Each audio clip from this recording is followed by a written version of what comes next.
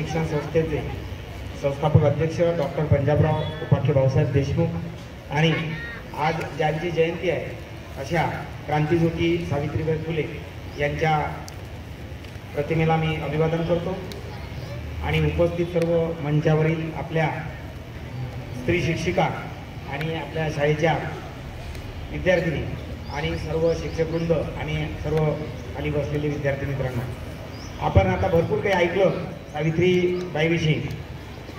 भरपूर मुलांनी भाषणं दिली आणि सर्वात महत्त्वाचं म्हणजे सखोल अशी माहिती आपल्याला देशमुख मॅडमने दिली. त्यामुळे मला तरी वाटते काही अजून काही ऐकण्यासारखं तुमच्याकडे सामर्थ्य राहिलेलं नाही.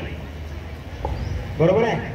आता मी 2 प्रश्न फक्त विचारतो आणि आपल्याला किती कळलं, सावित्रीबाईची माहिती किती माहीत झाली, आपण ऐकलेलं आपण किती मन लावून ऐकलं हे सांगतो.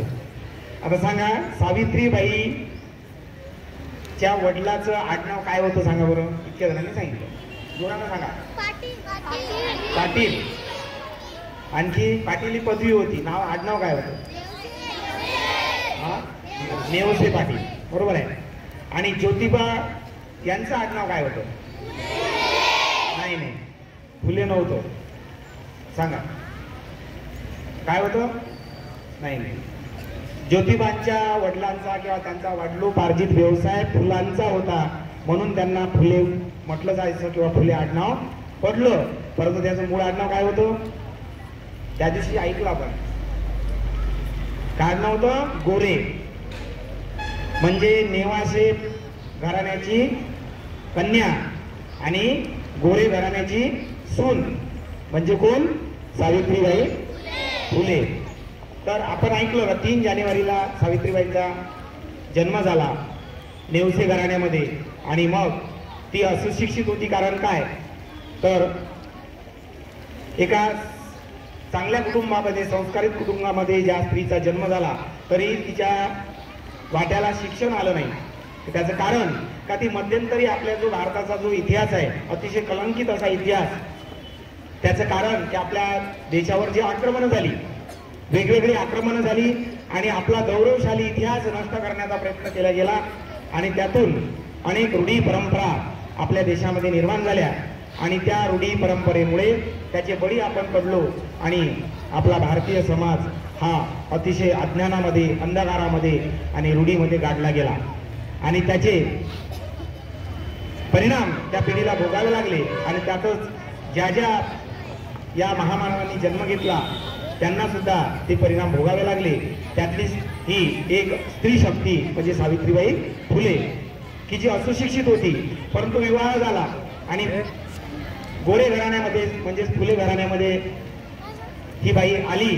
आणि मी 2 मिनिट बोलतो, फक्त 2 मिनिट शांत राहा, जास्त बोलणार नाही. आणि आपल्या पतीच्या कार्यात पूर्ण स्वतःला ओतून घेतलं की जे पती आपलं काम करत आहे समाजसेवेचं, त्यासाठी तिने सुद्धा पूर्ण योगदान दिलं. आणि दोघंही पती पत्नी एका मोठ्या सामाजिक कार्याला सुरुवात केली. ते म्हणजे काय? तर हा भारतीय समाज शिकला पाहिजे. शिक्षणाशिवाय कुठल्याही प्रकारचं यांचं आर्थिक सामाजिक उन्नती होणार नाही.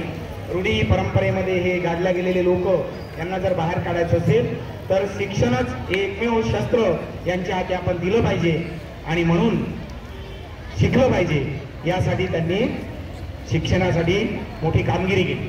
त्यातच महिलांनी काय शिकावं, मुलींनी शिकून काय करायचं आहे, त्यांना फक्त घरी चांगला स्वयंपाक करता आला पाहिजे, मुलांची चांगली जपणूक करता आले पाहिजे, मुलं चांगल्या प्रकारे सांभाळता आले पाहिजे. त्यामुळे स्त्रीला शिक्षणाची गरज नाही.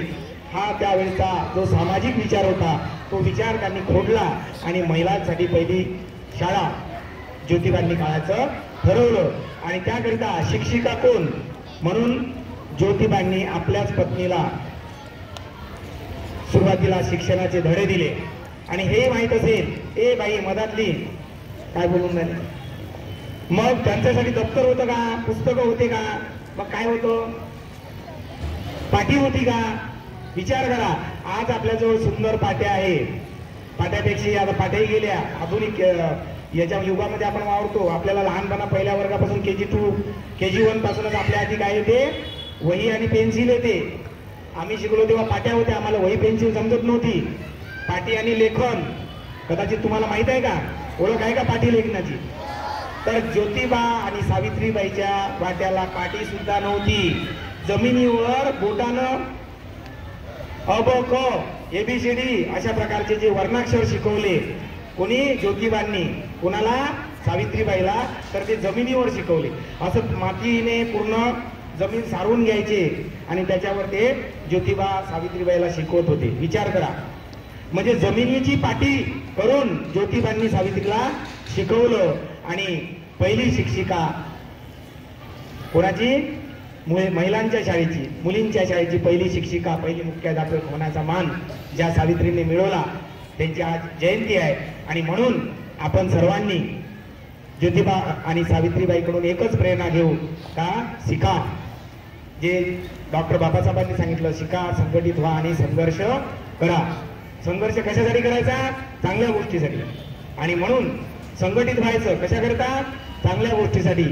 आणि पुढे जो बाबासाहेबांनी सांगितलं, परंतु त्याच्या आधी आपल्याला ज्या महामानवांनी आणि ज्या क्रांतिज्योतींनी आपल्याला जे काही मूल्य दिली ते आपण नेहमी आत्मसात ठेवली पाहिजे.